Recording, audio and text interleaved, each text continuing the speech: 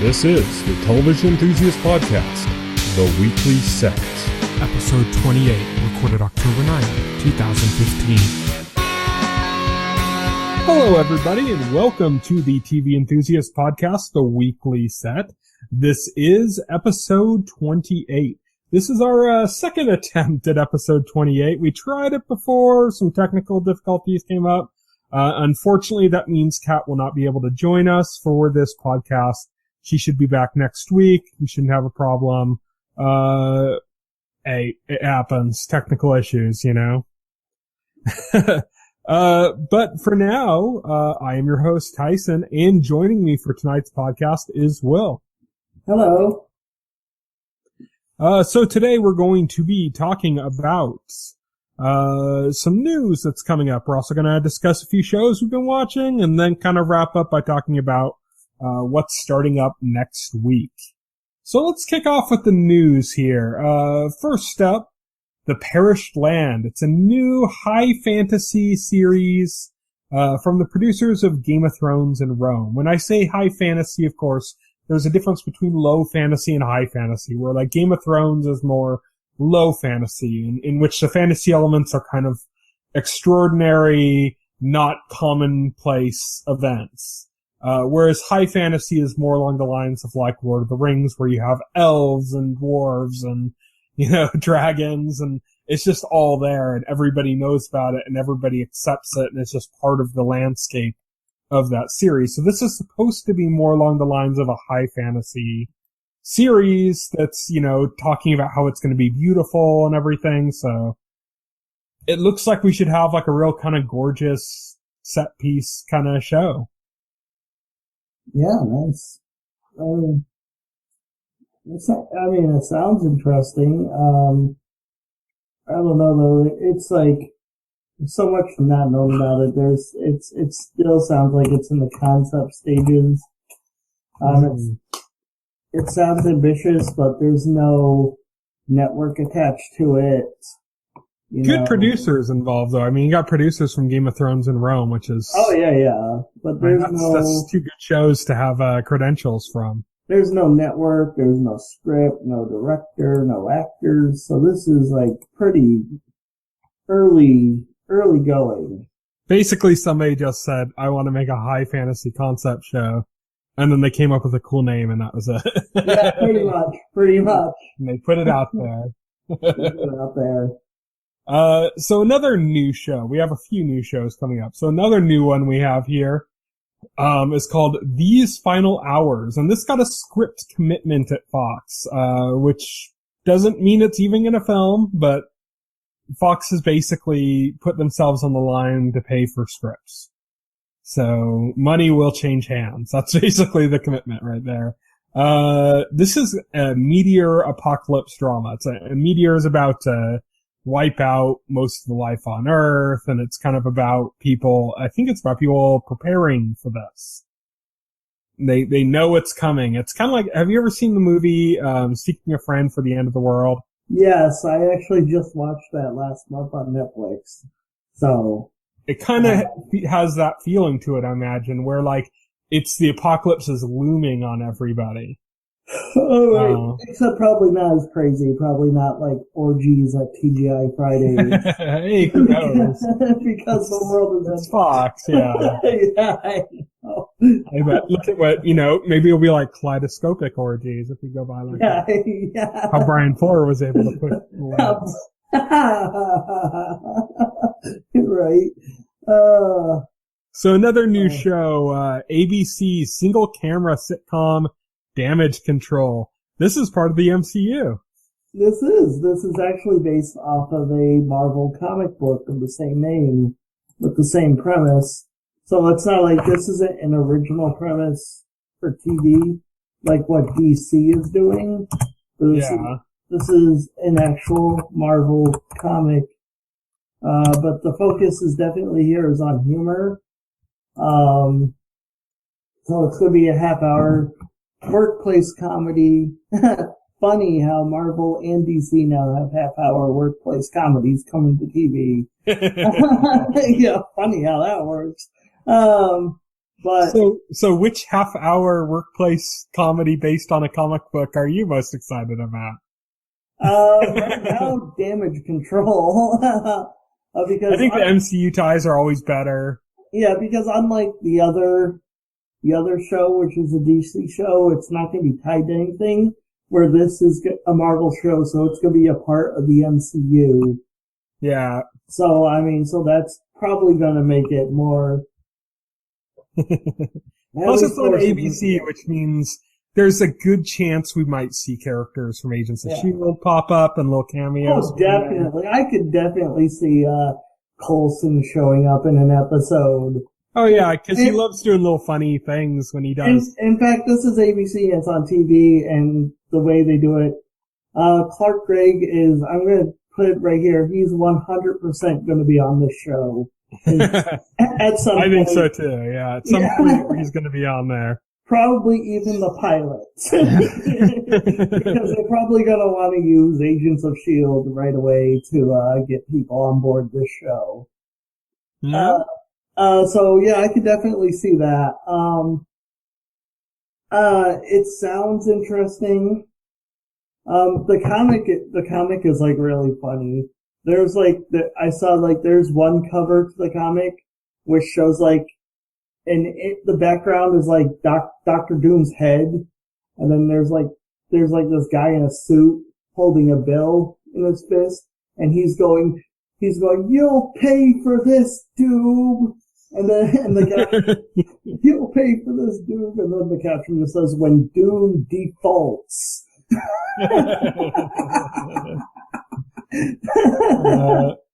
This should be funny. I'm looking forward to it. Yeah, this should definitely be funny. So we also got a few kind of I forgot to mention about Damage Control too, is the creative staff behind the show is they got staff from the Daily Show and the Colbert Report, some of the writing staff are actually behind the show. So it definitely is going to have chops. Yeah, they got some good talent on board then. That's good. Yeah. Yeah, and Coulson, Clark Gregg is such a ham. He's totally going to be on the show. Totally going to be on the show. Oh yeah, definitely. Clark Gregg lives for this stuff. I think all of them are going to be on the show because honestly, have you seen the YouTube video that's gone around now with is it the guy who plays Ward? And he's talking to one of the Marvel execs, Joe Quesada. Yeah, and he's talking to Joe Quesada about, Hydra having an image problem. Yeah, changing the image of Hydra. Yeah. he's like, I don't know about that whole skull with tentacles thing. That's a bit too scary, I think. But you can totally tell a lot of the actors that work on Agents of S.H.I.E.L.D. would probably love to be on something like this, just in little cameos here and there. Oh yeah, definitely. That's going to be kind of exciting. We also have still in the area of new TV shows, we have some ones that are kind of reaching back into the 80s here. Lethal Weapon TV series in development. This is from the creator of Forever, which is a TV show that was on ABC. So he's the one kind of in charge of this. Yeah, they're working on a Lethal Weapon reboot. So as a TV series, that's interesting. Yeah, I guess. I don't know. And it looks like it'll be easy to turn into a police procedural. It's going to be a police procedural, probably buddy cop thing. I see it'll be the wacky, lovable rogue type buddy cop thing, which might be better. Oh yeah, which might be better. Those are always kind of fun, even when they have cop shows and they have the total loose cannon rogue type character as one of the main characters. That can be fun. Yeah, definitely. We'll have to see. Forever was an okay show. It just made me wish that there was a new Highlander series more than anything. But it had some elements to it that were good, We'll have to see. I'm expecting it'll be maybe like a fun show, but not a great show. Right.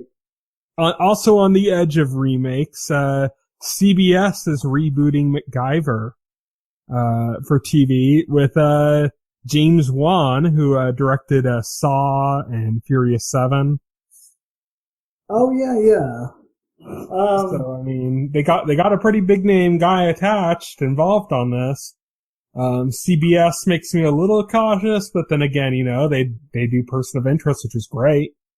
Yeah, I mean, so many shows have like based on MacGyver now. MacGyver kind of set this like standard for a lot of like things. I just like the idea when somebody talks about fixing something like with like household materials, they use the term MacGyver. Like, I'm gonna MacGyver this, So, yeah, I think, it's gonna be interesting how they do like apparently this is gonna be like kind of a prequel story, because it's gonna focus on like a younger MacGyver and like kind of how he acquired those skills in the first place. If they can nail down the kind of fun of it, then that's really all that matters. Yeah, that's all that matters.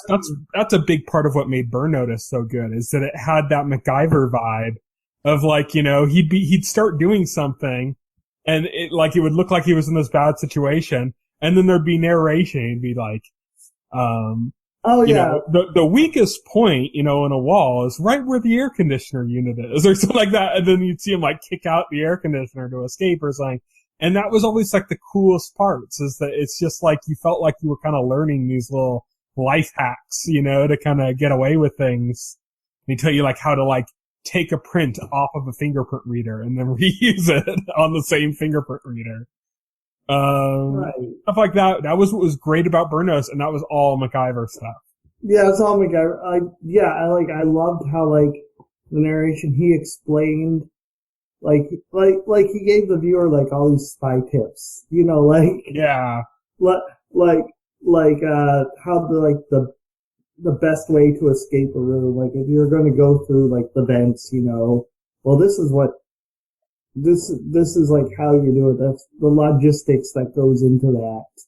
And it's like, and it feels like you're watching and then like you're learning stuff at the same time. You're like, oh wow, yeah, that's. I think if when they do MacGyver, I think if they avoid going for the cheese factor, you're right. If they don't over-reference the original series, which is always a danger, if they just kind of focus on like the kind of fun that comes from somebody that can figure this stuff out and give you those little aha moments where you're like, like when he does something clever, if you can really just play that up. You have to play up the aha moments. Yeah.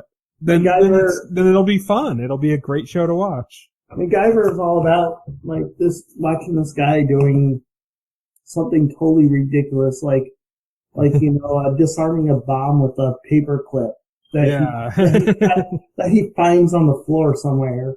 Yeah. And just because the thing about MacGyver is like he's the ultimate improviser. and that's what really mattered. I mean, MacGyver had some stuff that was a little bit ahead of its time for like, had some like, even though it was kind of procedural in nature for the most part, there were some kind of overarching elements and stuff that were a little bit ahead of its time, for where it was going with that.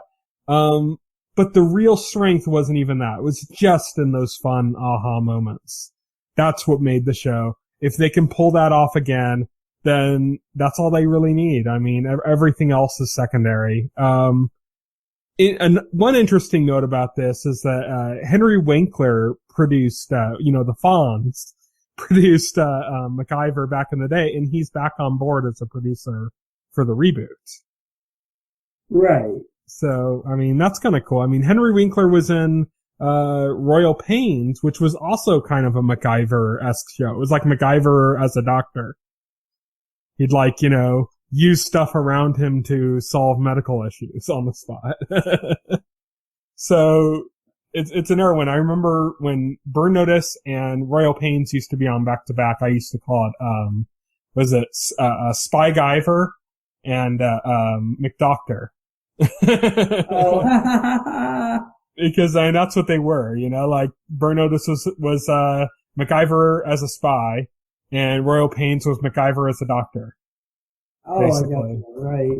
And that's what made those shows interesting, you know, and the further they went away from that, the less interesting each show got. And the more they drove back into it, the better they got. So yeah, it'll be fun to see where they go with it. That's one to keep an eye on. Again, probably not going to be a great show, but if it's fun, that's all it needs to be.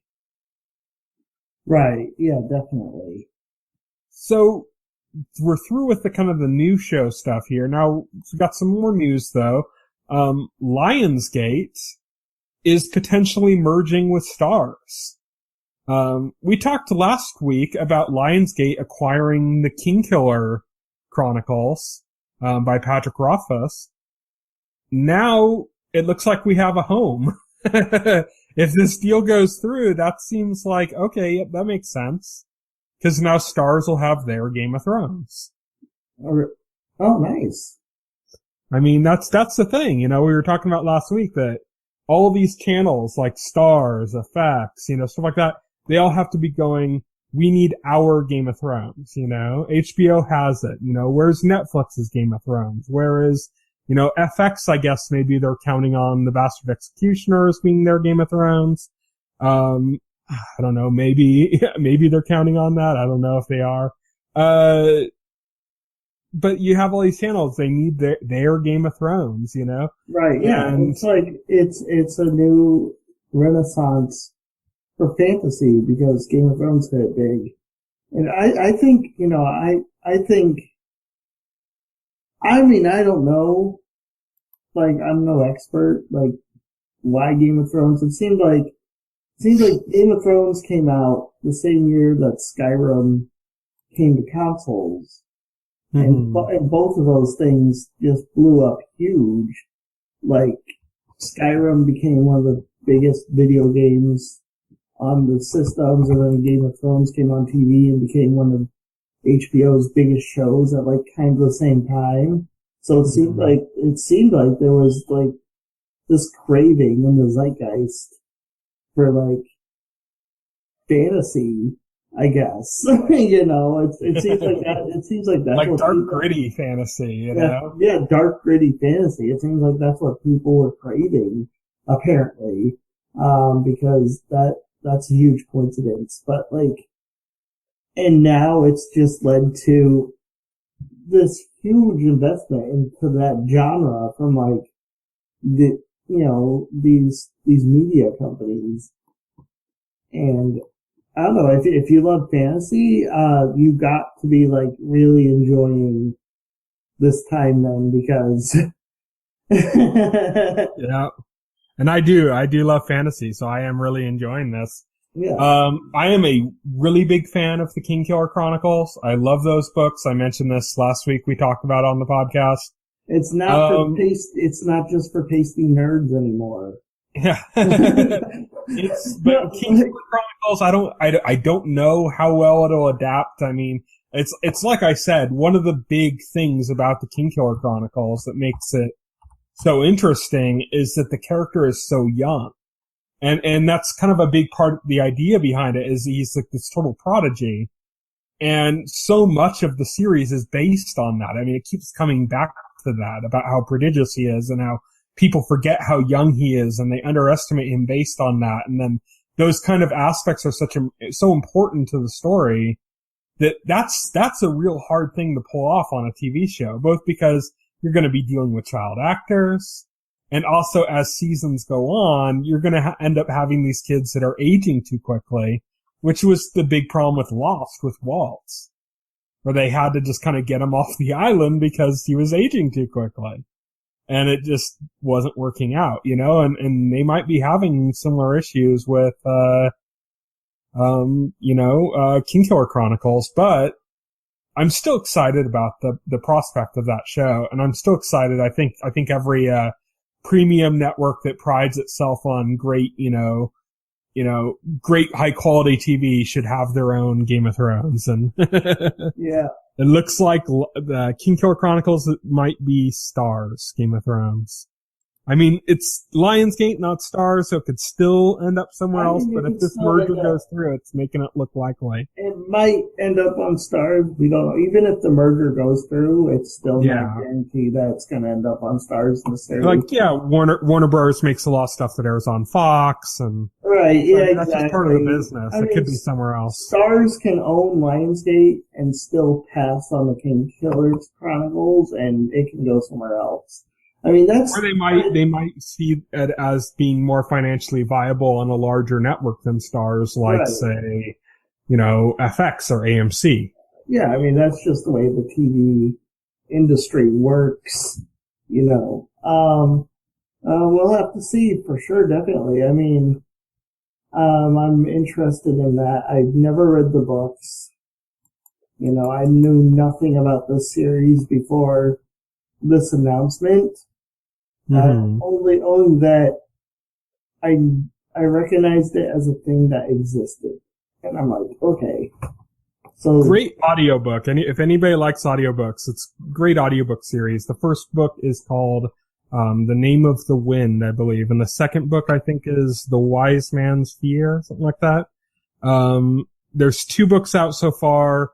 The story takes place over 3 books. The main story, there's other kind of stories attached to it. That, I like how Game of Thrones has all these other kind of interconnected stories that are not in the main books, but are also take place in the same world. So there's some stuff like that. Third book we're still waiting on. That's the final book. Great series if anybody's into kind of, fantasy, like Game of Thrones type fantasy or something. It's a really good story. But let's move on. Still in the news here. Seth Rogen says he hopes to begin filming Preacher in February. Well, that's good. I believe they already filmed the pilot. I remember seeing shots or something a while ago. So this would be the actual series production, which has been ordered. So this is happening. It's not a pilot situation anymore. So this is actually for reals and reals. After again, this Preacher was another situation like what we were talking about with Watchmen. Yeah. This has been in development hell since the 90s. Since the comics were still basically brand new. They, since the comics were put out, they've been trying to get this translated into the film medium. And it's gone through so many, because I remember reading in Wizard magazine in freaking high school, or even middle school, that they were doing a Preacher film or something. They're trying to get that off the ground. And then it was at HBO for a while. And then it was at HBO for a while. Then it was same thing with Watchmen. Was it was going to be a film. Then it was at HBO. Then it was Right. It's just that kind of thing where. And now we might get both of them on TV. I know. Even though we already got a Watchmen movie, so it's crazy. How crazy is that? That is crazy that this is finally happening. And Game of Thrones was one of those too that was in development hell for a long time. And we've had that on for, 5 seasons now. Yeah, and more.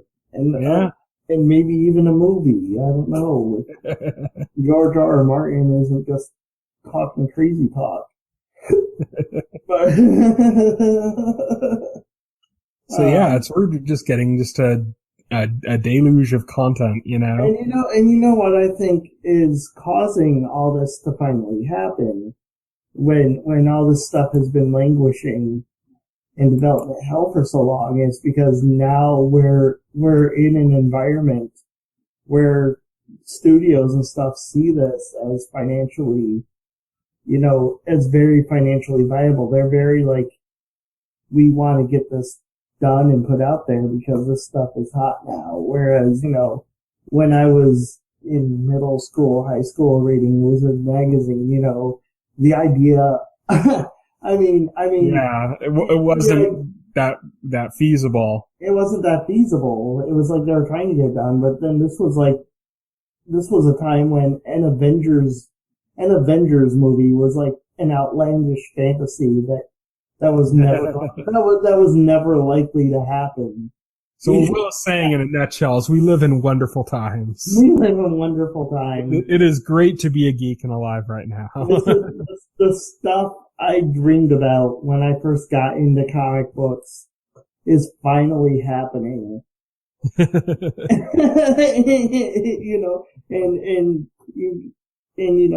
then this was the stuff that we're seeing now. Something like the MCU was like the most far-fetched thing. I was more likely to win $1 million on my own private island than for this to happen. Yeah. Yeah. So, let's move on from that. We got some Twin Peaks news. There continues to be casting news going on there. Bad Twin Peaks news. I don't like this news. Well, there's two parts to it. So, one is that we just got casting information. Peter Sarsgaard, he's a good actor, but most people probably that would listen to this would know him from the horrible Green Lantern movie. You can't really hold that against him. I didn't watch that movie, so I don't know him from that. He was like the main villain, like the brain guy or whatever, with the growing head or whatever. Yeah, he's a fine actor. Don't hold that against him, just like we won't hold it against, Ryan Reynolds. They both thought it was going to be something better than it was. Why the hell is Brain Guy the main villain? Why not Sinestro? What the hell? Oh well. But yeah, so that's what ended up happening. He's joined the cast of Twin Peaks. In addition to that, this is the part that Will doesn't like. You also can't hold it against the actor here or the people making the show because this is the original actor's choice. But the original sheriff in Twin Peaks was played by, Michael, Ontkeen. He's retired from acting, and he's hard retired to the point where, people are like, but this is Twin Peaks. You gotta come back. It's Twin Peaks. And he's like, nope. Oh, really? Why is he so dead set on, not acting? No idea. He's done. He's finished it, and he's gotten out of the game, and maybe it's just the lifestyle didn't agree with him. I don't know, but he's done. He's not coming back. He's not coming back and that's a shame because I really liked his work as the sheriff on Twin Peaks. Yeah, his bromance with with Cole it's gonna be Cooper. Yeah, with Cooper. It's gonna be really, really tough seeing somebody else in that role. That's a confusing thing, is that we know that this new casting, which is Robert Forster, most people probably know him from Heroes. He played Peter Petrelli's dad in Heroes. Right. Yeah. Has been cast as a sheriff in Twin Peaks. They didn't say it's the same character. Oh, okay. So he's going to be playing the sheriff of Twin Peaks. Hopefully he's not playing the same character, because that would be kind of awkward. That would be, yeah, that's what I was thinking. They just recast his part. And I'm like, there have been a few. The next news story we got too has some confusing aspects to it that we can iron out as well. Okay, if it's a new character, I can accept that. But I am really gonna miss Michael Onkeen's character either way. Harry was such a big part of Twin Peaks. Yeah, that bromance was so huge. I don't know. That was when Cooper tapped his nose or whatever.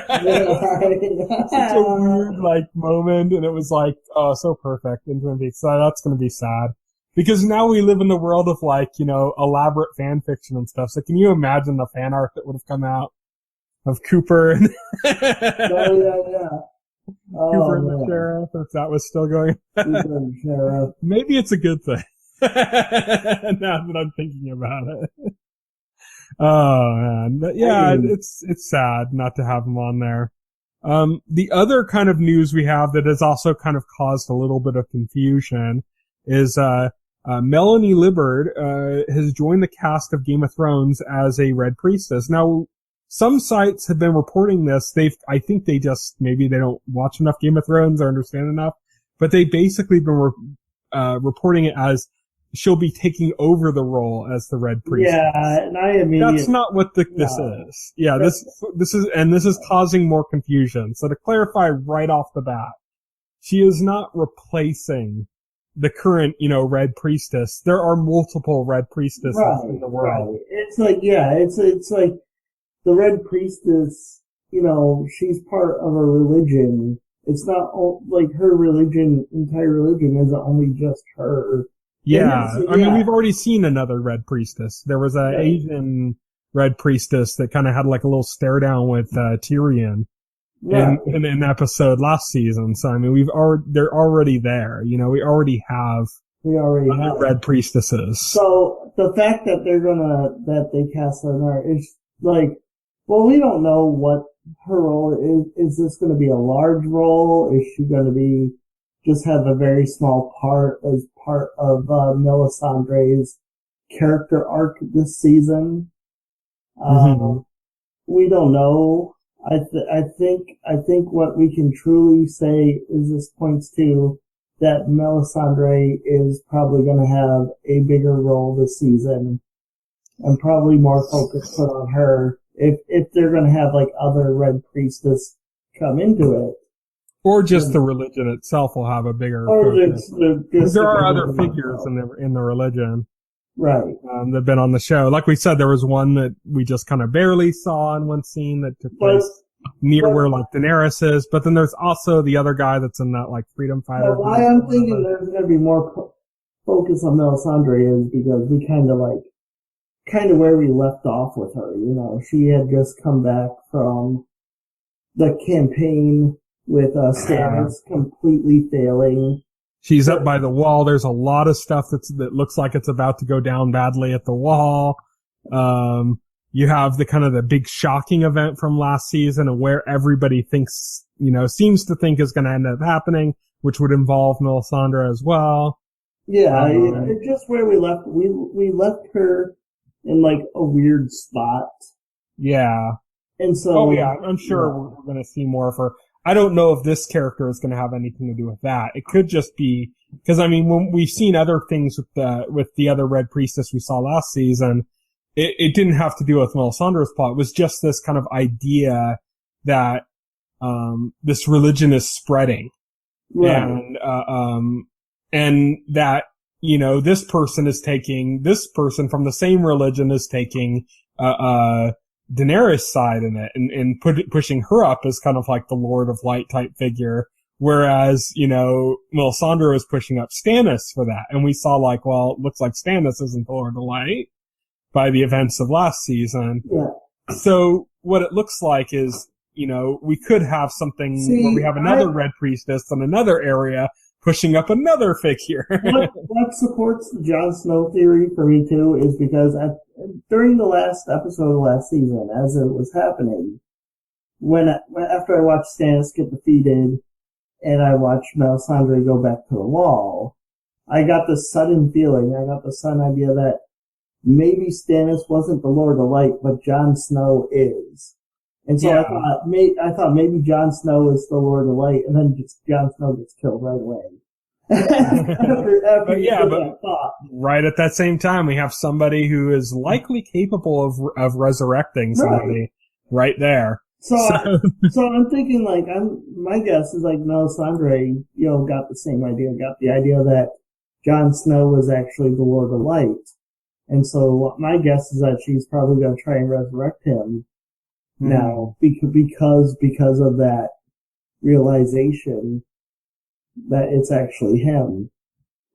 And because we'll have to see what happens with that. There've already been photographs. I mean, we saw photographs of Kit Harington showing up at the airport and stuff and still having long hair. Now there've been shots of him actually in clothes. And not the same clothes he was wearing when he got killed. So either it's like a flashback or some other kind of parallel scene, or, this is just proof right off the bat, we don't really know. It could, they could literally, I could see, DB and, David seriously just, bringing him back doing all stuff just to fuck with fans. Oh, yeah.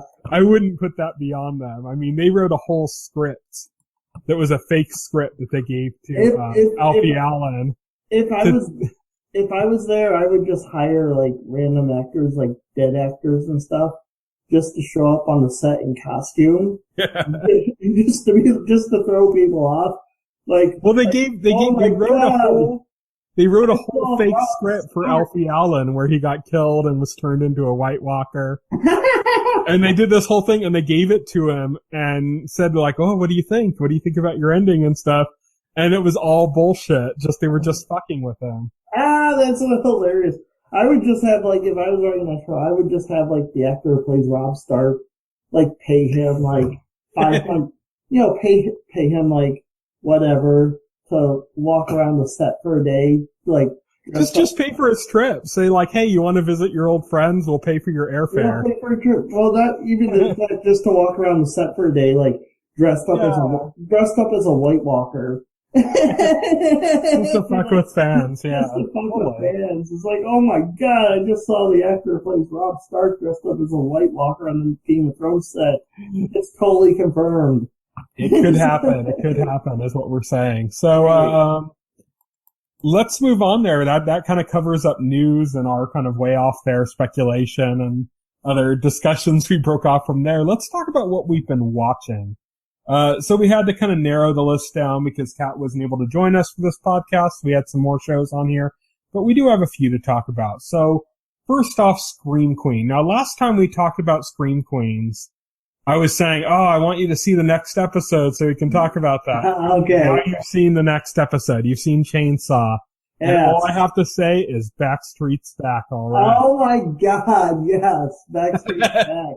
That was amazing. I was like, wow, that entire scene was just so on Just point. the idea, like, the street rules. You call them out and they have to come out. You call them, yeah, no. Yo, Red Devils! Get out here! We're calling you out! We're calling you out. You show up. And then they actually show up.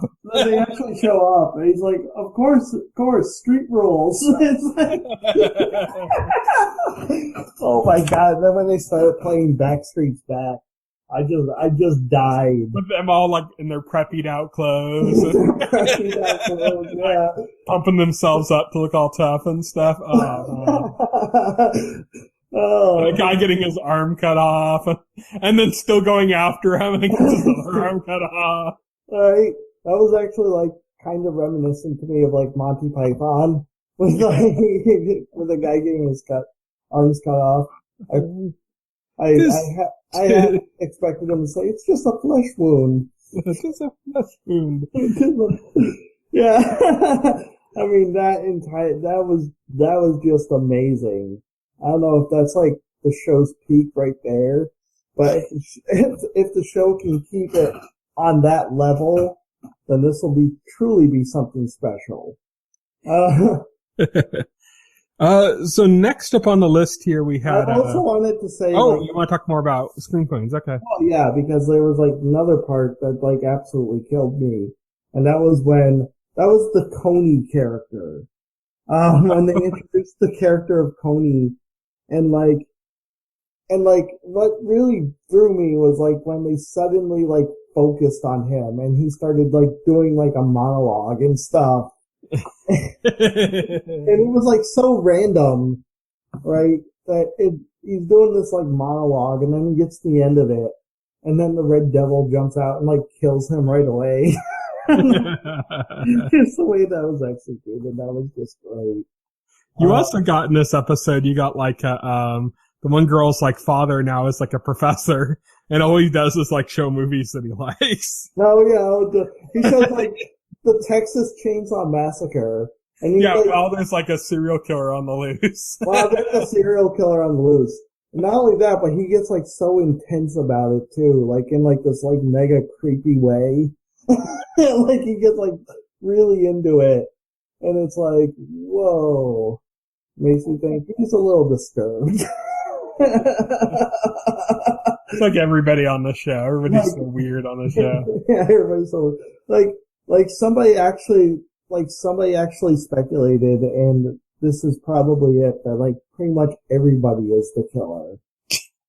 I can see that. I can see that. Yeah. But yeah, I mean, it's, I feel like the first couple episodes had some kind of, you know, great moments, but a few tonal issues. I feel like it's really kind of coming into its own now. It's really kind of found its tone and its place, and it's hilarious. I feel like this is the breakout show of the new season. Of the fall season? Yes, definitely. Season. Yeah, definitely. At least so far. At least so far. Until something else breaks out. Yeah, so that's Scream Queens. Anything else for that? No, those are definitely the two that I wanted to touch upon. The 2 points there.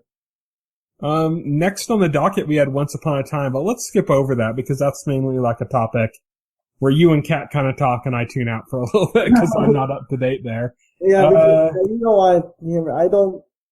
I don't think there's anything there interesting enough, at least to talk to you about it. Yeah.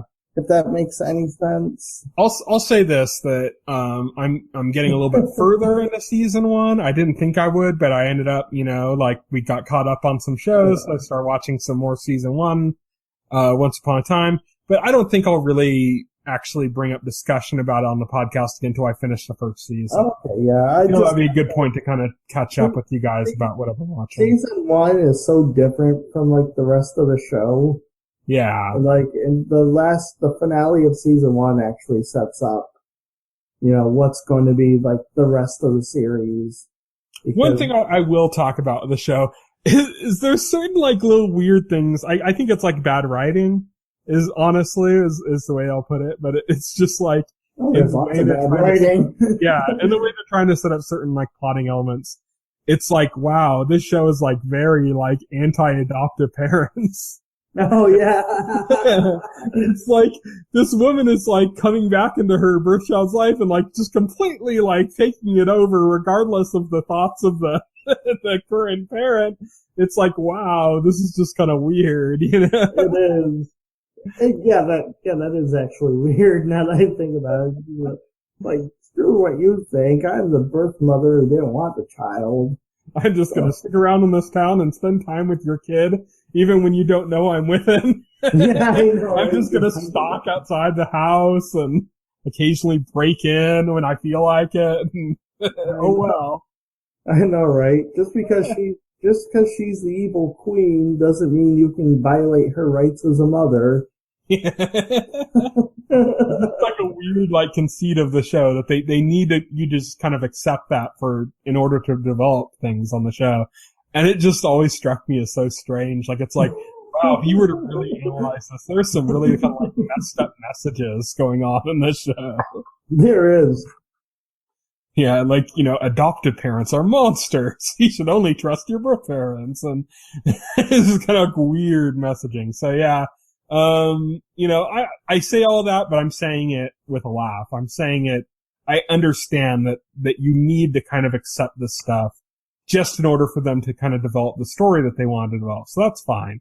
It's just that if you overanalyze it, you can get some kind of weird results. I just want to say that Regina is the main villain for season 1, but she does become the best character on the show. Okay.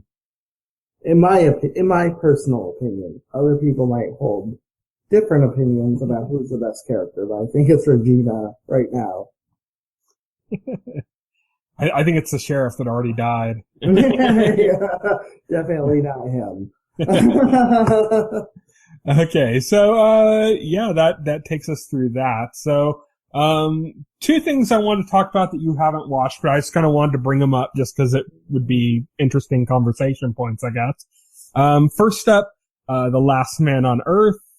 You know the kind of general concept of the show. Yeah. I want to bring it up because the ending of it wasn't the season 2 premiere, it was like the second episode of season 2. I believe, or the most recent episode, basically, from the time that this is recorded. Probably the most hilarious ending to a TV show I've ever seen, with an amazing cameo. Okay. So, do you want me to spoil? Are you okay with me spoiling it for you? Or are you going to catch up on that show? Or that's probably gonna be a while before I'll go ahead and spoil it. okay, I'm so thinking, do I want you to? Do I want? the show has a cameo by Will Ferrell. Shows up in a cameo role. Oh my god! Basically, like it starts off with him alone, and then like the first episode, at the very end, he finds out, oh, there's somebody else, and there's this woman, and they kind of have like a weird conflict between them, and they're just so different. She's so weird, and he's become weird by being alone, and so you have that weird dynamic. Then, like, they find this other woman, who's like, it's Betty from Mad Men, that she's in it. And then there's like another guy that comes in, and then another guy comes in. And so this dynamic keeps changing. And the end of the first season, he basically gets kicked out of his own, like, everybody ended up joining where he was because he put up signs everywhere saying, I'm alive in Tucson. And so everybody ended up going to Tucson and finding him. And he gets kicked out of Tucson and threatened to like never come back because he'd like lied and manipulated so many people there, because he was basically trying to create a harem in this a post-apocalyptic harem, and people just weren't going for it and they got pissed off, and so they threatened and kicked him out of there. And the first girl that he found ended up leaving with him because she cared about him more than the rest of the group, and said, well, I'm gonna go with you too then. And season 2 starts, and they're kind of on the road doing their own thing. They end up getting separated. They go back to Tucson. Nobody's there. Then they find out, like, okay, the rest of the group, they all moved to, like, Malibu. And so, but they tell the group, like, they say in this letter, they leave it for Carol, the other woman, they say, but don't tell the guy, like, it wouldn't be safe if he went. Like, we don't know what that means, but it says that. So, they end up going to Malibu, and they're like spying on the group. And then they see like, oh, they're sitting on a beach, like singing a song, like playing guitar and singing together. Like, I don't know, I can't remember what they were singing. They were singing some pop song together, all of them on the beach. And then Will Ferrell's there too, for some reason.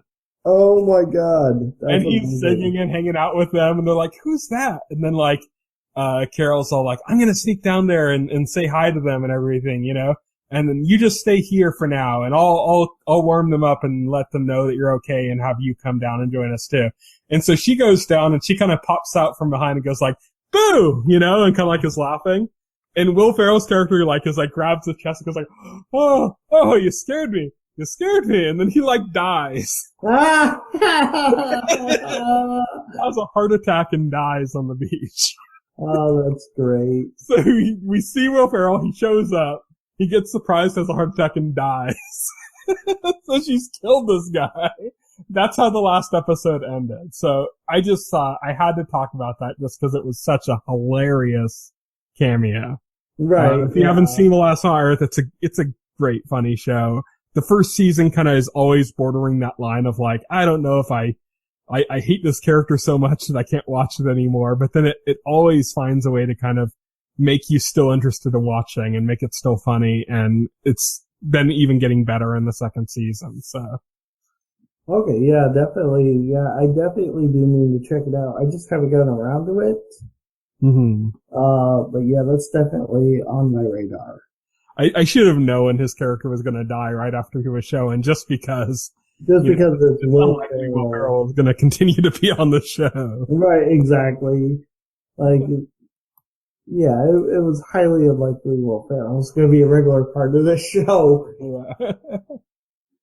But, let's see, the other show I wanted to talk about a little bit was, Fear the Walking Dead. And so I've seen the entire first season now. I'm not going to give spoilers or anything. I'm just going to kind of go over my general impression. I still haven't watched it. Yeah, I know that's something that you're eventually going to watch. So I'm not going to spoil it. I'm just going to kind of give my general impressions.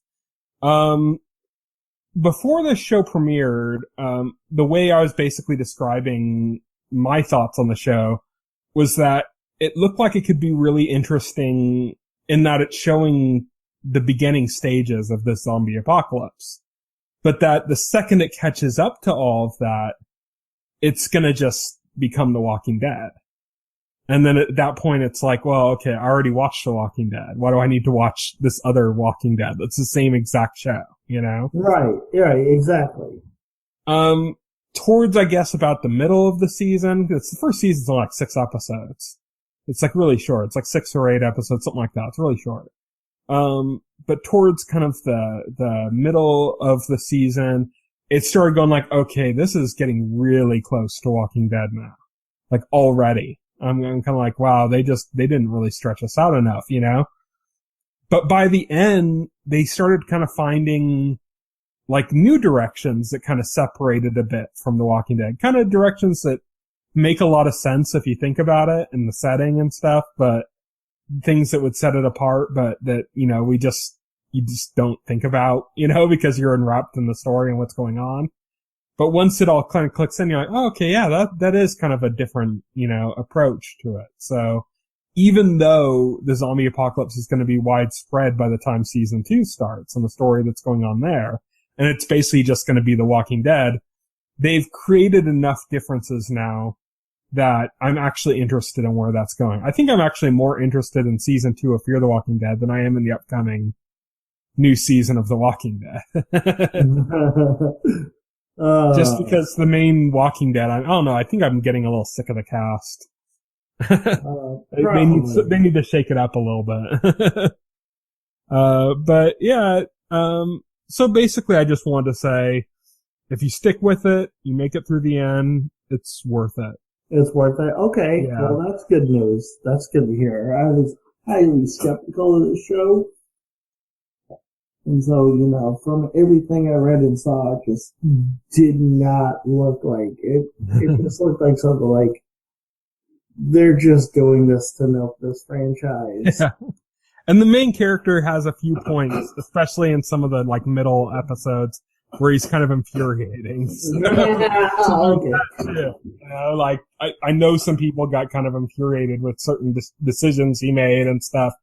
Some of that you can put back on the fans, just the idea of like, look, this is the very beginning of a zombie apocalypse in a world that knows nothing about zombies. Like, zombies aren't part of the culture.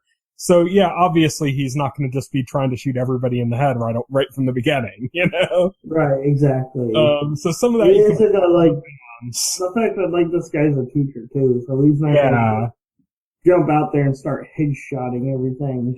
You know? So some of that you can put on the fans, but some of it is actually, there are kind of faults. I do remember the producers thinking, you know, emphasizing that nobody on the show was gonna go out there and be a badass like Rick or like Daryl is.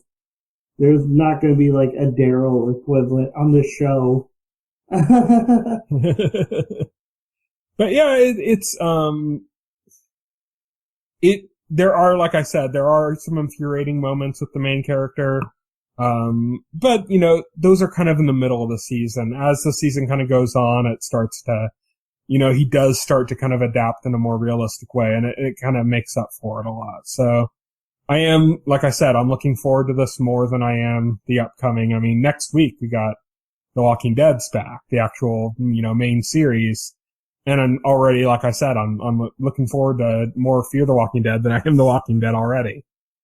But, you know, I mean, that could just be me. But, yeah, if you like The Walking Dead, Fear the Walking Dead, I think there's enough different that makes it worth watching, is what I'm saying. Okay, nice. So let's go on to The Flash. So the Flash series premiere happened. What did you think? Just, you got your first kind of shots of Jay Garrett. That was actually kind of funny the way they introduced him. It was, as far as it did feel like so much of a premiere as an average episode of The Flash.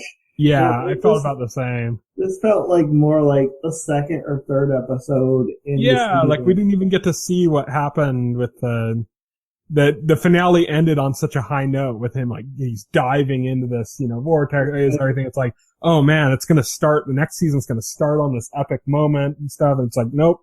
No epic moment, Barry Allen being uncharacteristically broody. And it's like, I did not like this Barry Allen. He was not fun. And I'm like, stop being moody and go back to being fun, please. Thankfully he does by the end of the episode. He does, but for the first half he's just not fun to watch. But man, they did put in the work to temper our expectations, didn't they? Yeah, they did. There were a few kind of funny moments though, like there was one where Cisco came up with a plan and somebody complimented and said, "That's really smart. Where did you come up with that?" And he said, "I think I read it in the comic." Oh no, that was the Flash symbol. Yeah, because of course he did the spotlight with the Flash lightning bolt, which is obviously the bat signal. Yeah. They totally rip off the bat signal, like shamelessly, and then they have Cisco say, "Oh, I think I read it in a comic book." That was it, yeah. Yeah. It was just kind of a funny little, like, conceit there. Especially since it's a show taking place in a universe where presumably there's a Batman, or there may or may not be a Batman. Or Bruce Wayne or something. So it's like kinda, so it's kinda like doubly meta in that way. Yeah, so that was pretty funny. And then, the other thing, of course, is the big kind of reveal at the very end of the episode, they're all kind of back at the base and they're all kind of talking and they're like, "Oh, everything's better now. We got everything rolling. And we tightened up security." And then somebody says, "Oh yeah, that's great. So nobody's just going to come wandering in through these doors anymore." And they're like, "No, that's not going to happen." And then Jay Garrick does, yeah. And then Jay Garrick just slowly walks in and you see Cisco go like, "Really?" Yeah, he's like, "Really?" I really love like the writers of the show being so self-aware and poking fun at themselves for that, because all season last season people were just running right into Star's labs. I gotta tell you though, like when Jay Garrett came forward and then like Joe pulled the gun on him and said, "You heard the man, like you take another step and I'll put you down," or something like that. "Tell us who you are." And then he takes another step forward before he says who he is. I know. And part of me just wishes Joe just shot, like he had taken a step forward while taking a breath and started talking, and Joe just shot him and he died. Oh my god. Oh, that would have been so anticlimactic and depressing. How funny would that have been? That would have been hilarious.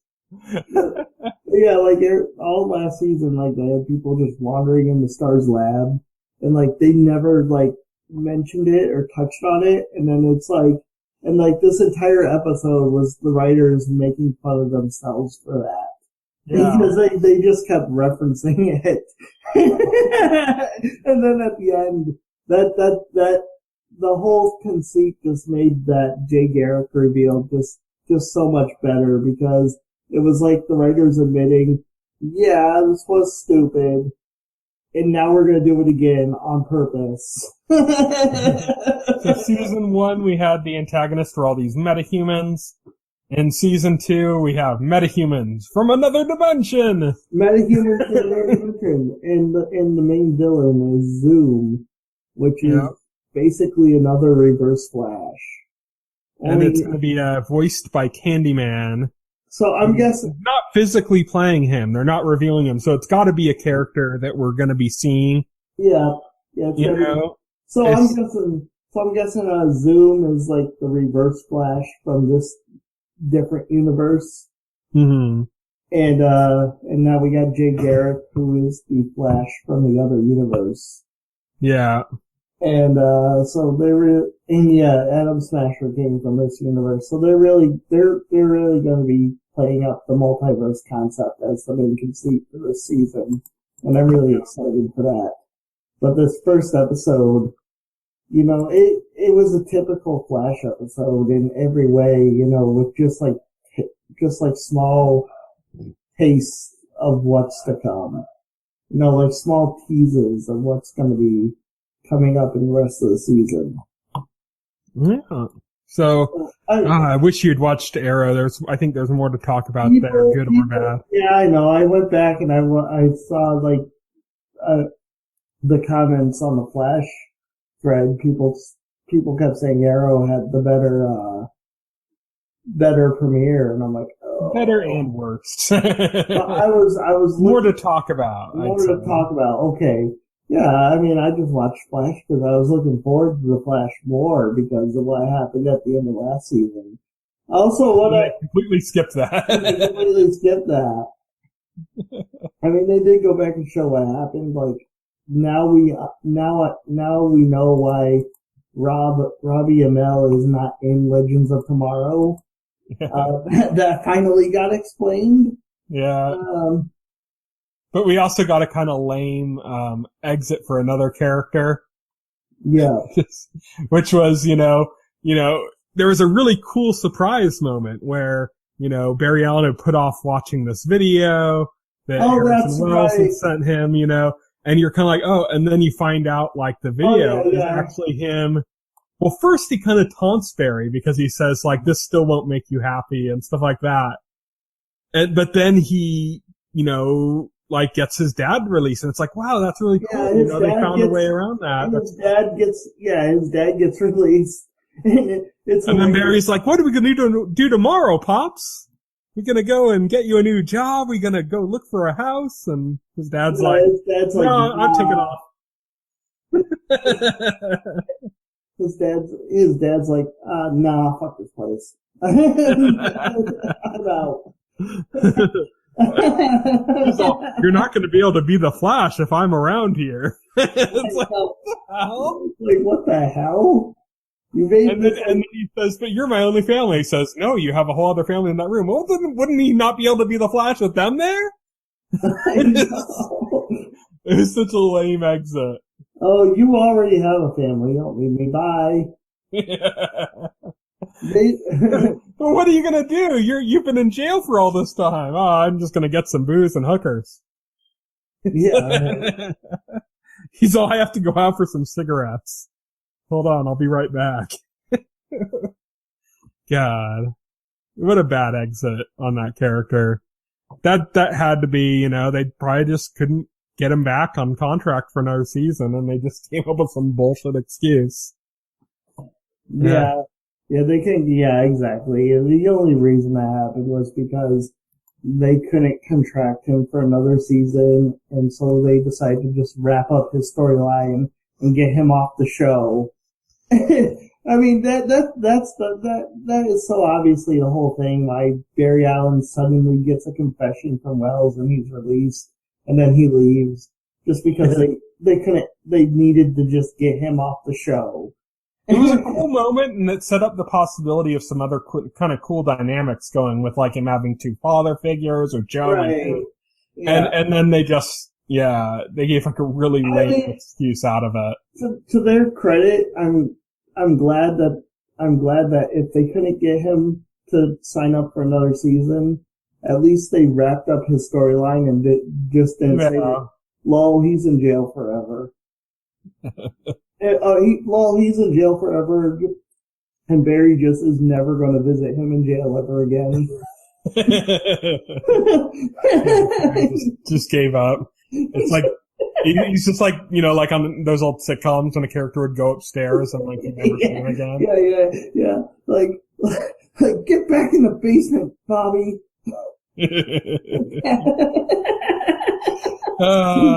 Yeah, I know, right? Like those sitcoms. So, like, I'm glad that they cared enough to, like, actually, like, give his storyline an ending, even if it wasn't satisfactory. Another thing also about The Flash is that I just can't find, that I keep getting bothered by, I just can't find believable, is why he never goes to Italy for delicious pasta. Maybe he doesn't know that he can run on water yet.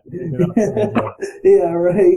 Because even Smallville played with that kind of stuff. The idea of like, oh, I'm gonna pick up, I'm gonna go to Metropolis and pick up some donuts or something, just because he could.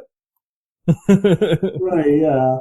So they kind of played with that kind of stuff. Maybe they think it's too campy to do that, but I don't know. It actually kind of worked. They did do like one thing like that where he had picked up like Chinese food or something. I think it was he went and visited Oliver. That was on Arrow, I think, actually. He'd gone and visited Oliver. There was he was sitting there eating Chinese food, or I can't remember what it was. There was actually an episode of, like, The Flash where he actually, like, went to Coast City to get pizza. Yeah. With it. Yeah. So they have played with that a little bit. Yeah, they played with that a little bit. But yeah, they could do that some more. They could have a little bit more fun with the show. That's kind of when the show's at its best, is when it's being more fun.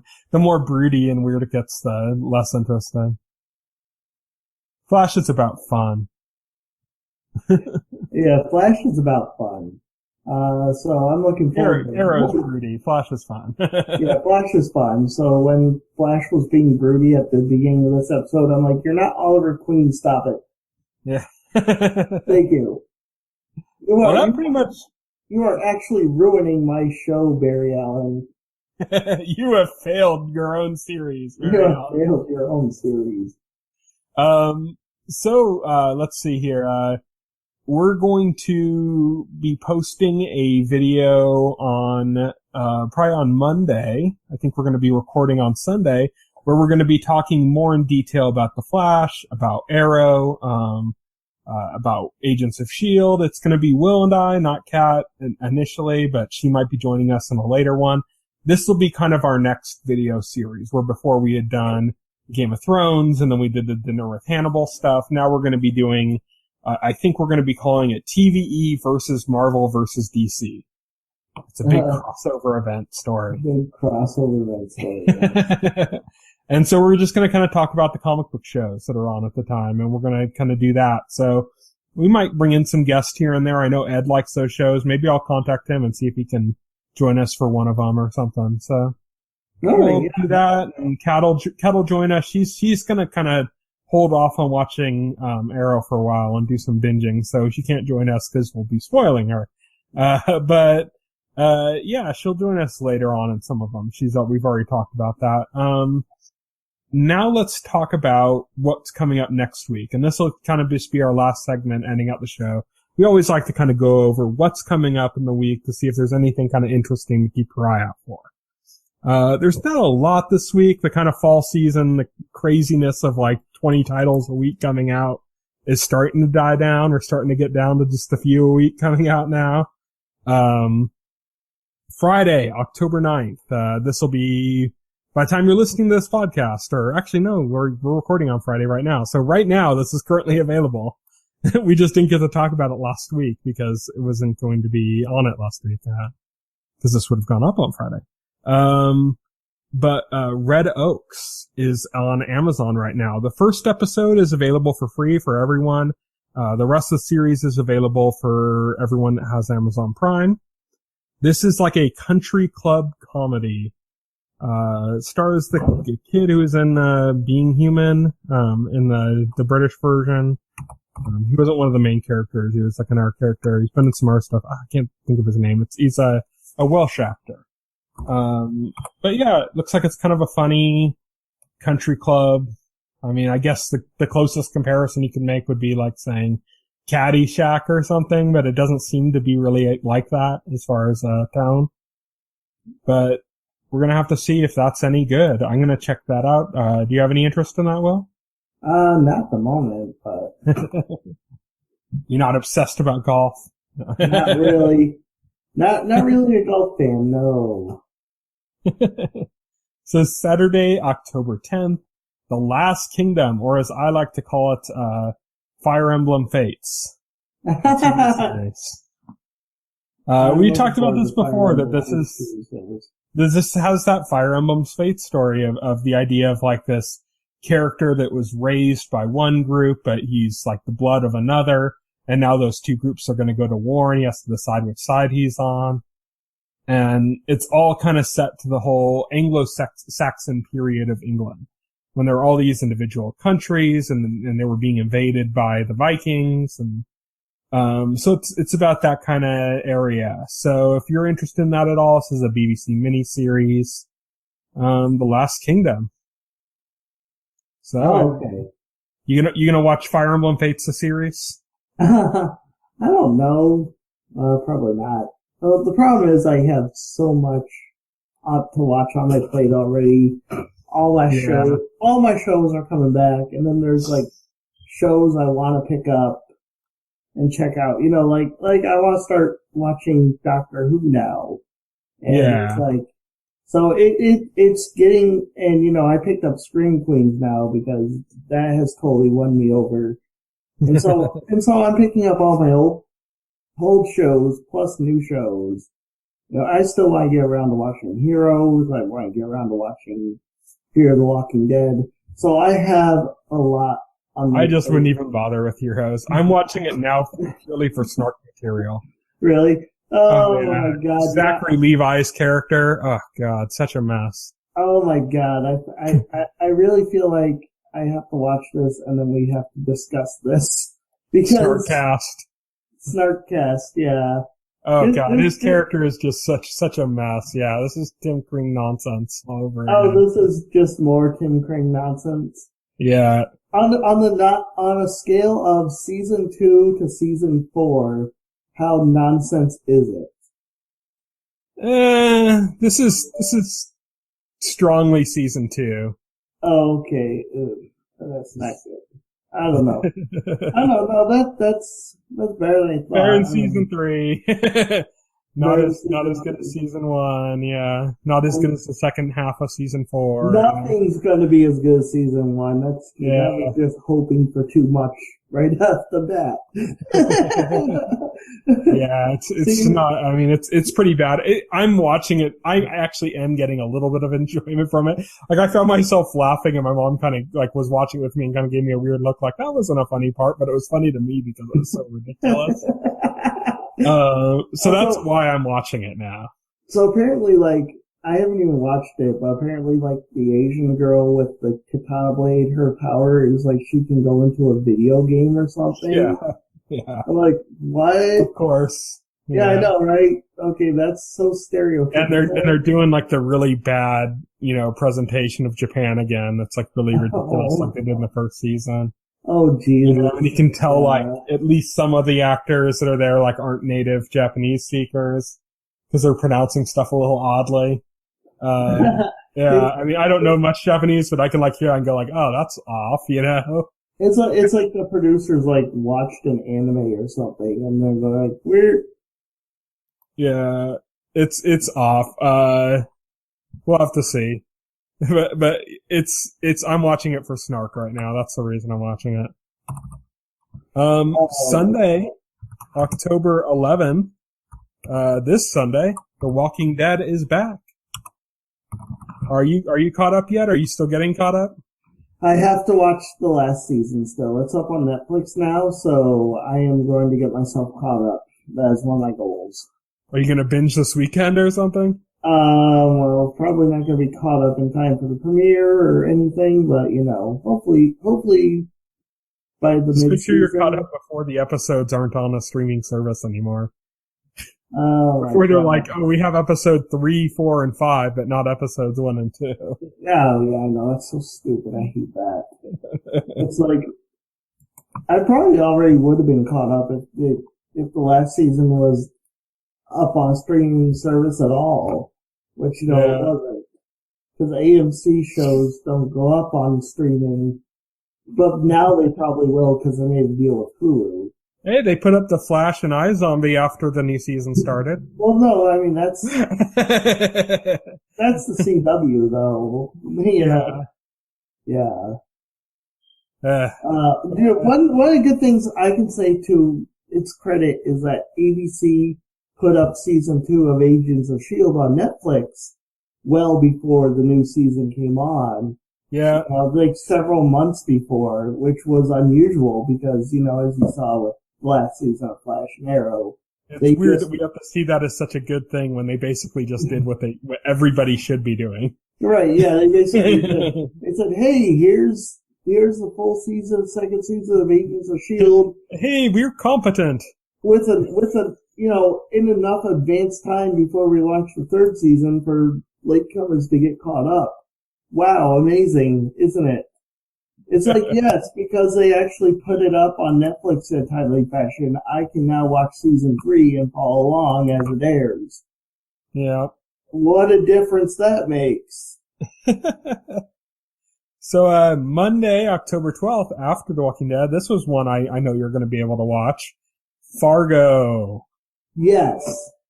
Fargo, I'm looking forward to that. I enjoyed the I'm hearing good things, too. Some of the people that have the early screeners and stuff have been pretty positive, it seems. Yeah, I'm not actually reading the reviews, I'm just reading, like, basically the headlines, and they all seem to be positive, so.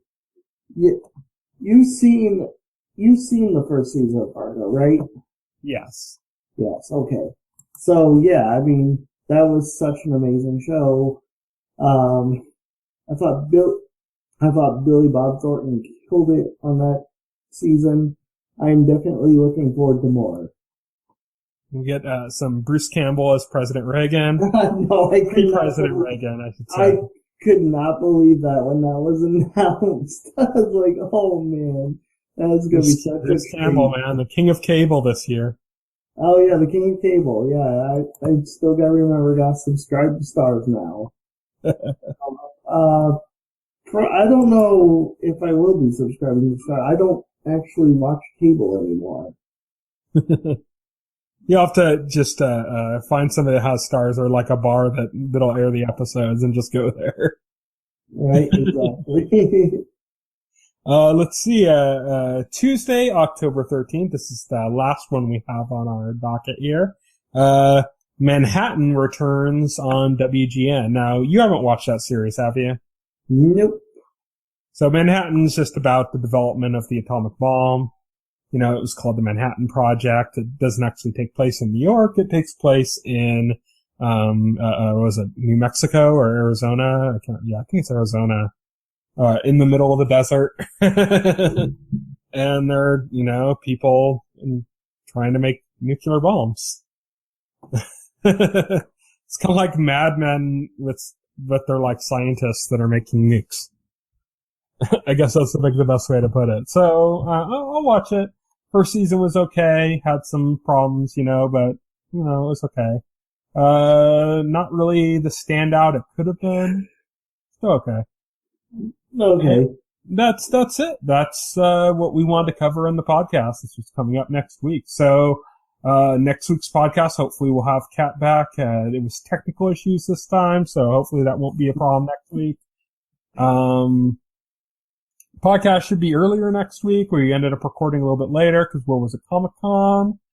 And that's it for us. So thank you everybody for listening.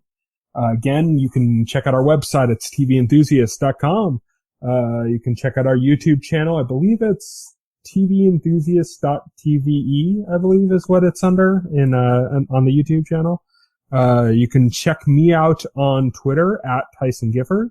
You can check Will out on Twitter at Voxel Hero. You can follow us. Yep.